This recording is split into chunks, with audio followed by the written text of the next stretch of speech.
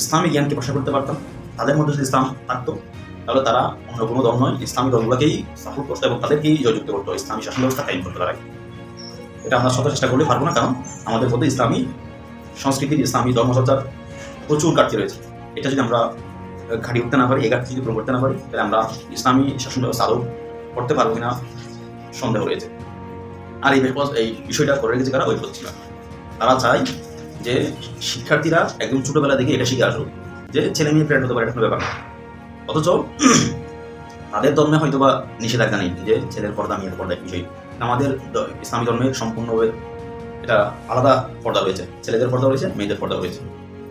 কিন্তু তারা চাই যে না, তারা একসাথে মিলেমিশে পড়াশোনা করুক, তারা ছেলে মেয়ে তারা সম্পর্কে জড়া, অনৈতিক সম্পর্কে জড়া, এবং তারা ইসলাম থেকে দূরে থাকুক। যার কারণে তারা কি হবে, পরবর্তীতে ইসলামকে তারা গ্রহণ করবে না, সহ্য করবে না, ইসলামকে বিষ মনে হবে, সেটাই তারা চায়। আর সেটা আমরা বুকা জাতি, আমরা বুকা মুসলমানরা সেটাই গ্রহণ করি।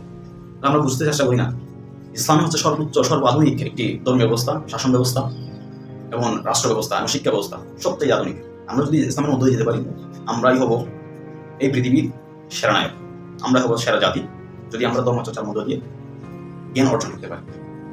কিন্তু বর্তমানে দেখা যায় যে আমাদের শিক্ষার্থীদের যে অবস্থা, তারা কখনোই চায় না ইসলামিক শাসন আসুক বাংলাদেশে, কারণ তারা সেটা শিক্ষা গ্রহণ করে নাই। কারণ তারা জানে ইসলামিক শাসন আসলে তারা যে অনৈতিকতা, যে চলাফেরা করে অনৈতিকভাবে, অশ্লীলভাবে, সেটা করতে পারবে না। তারা চায় না যে ইসলাম আসুক। আর সেটা ওই যে ছোটবেলা থেকে তাদের মধ্যে গুরুত্ব হচ্ছে যে এটা কোনো ব্যাপার না, এটা নর্মাল বিষয়, ছেলে মেয়ে মিক্স করে একটা নর্মাল বিষয়। কারণ তারা ইসলাম ধর্ম জানা, ইসলাম এটা প্রচুর নিষেধ করা হয়েছে। তো অমুসলিম এটা করলো কেন? কারণ তাদের মধ্যে এটা বৈধতা রয়েছে, তাদের ধর্ম হয়তো বৈধতা রয়েছে, ছেলে মেয়ে মিক্স করতে পারে। কিন্তু ছেলে মেয়ে যখন প্রিমিক্সিংয়ে থাকে, তখন তাদের মধ্যে শয়তান থাকে এবং তারা চায় যে তারা ফ্রি দিয়ে মেয়েদেরকে বুক করুক। এই জন্য তারা মূলত এটা প্রচলন করে, যাতে মুসলিমরা গিয়ে যেতে না পারে।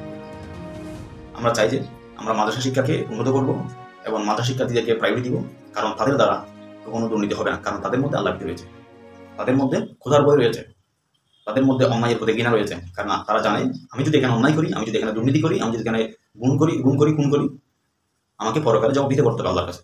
আর সেটা জেনারেল শিক্ষিত পূর্বদের নেই, জেনারেল পূর্ব শিক্ষিতদের টোটালি নেই।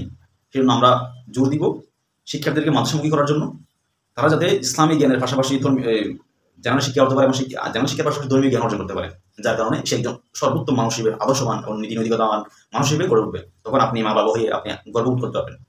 যখন জেনারেল শিক্ষিত পড়ুয়া সে বড় হয়ে দুর্নীতি করে, সে হত্যা করে, খুন করে, তখন আপনার মুখ পড়বে।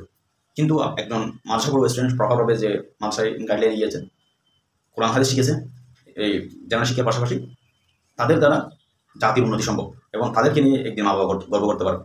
এবং এরকম দেখবেন যে আপনি ভালো মাদ্রাসা শিক্ষায় যারা শিক্ষিত হয়েছে, তাদের মা বাবা কোনো বৃদ্ধাশ্রমে যায় না, মা বাবা কখনো অবহেলিত হয় না। কিন্তু আপনি ঘুরি দেখতে পাবেন যে জেনারেল পূর্ব শিক্ষিত মা বাবা বৃদ্ধাশ্রম এবং অবহেলিত, নির্যাতিত।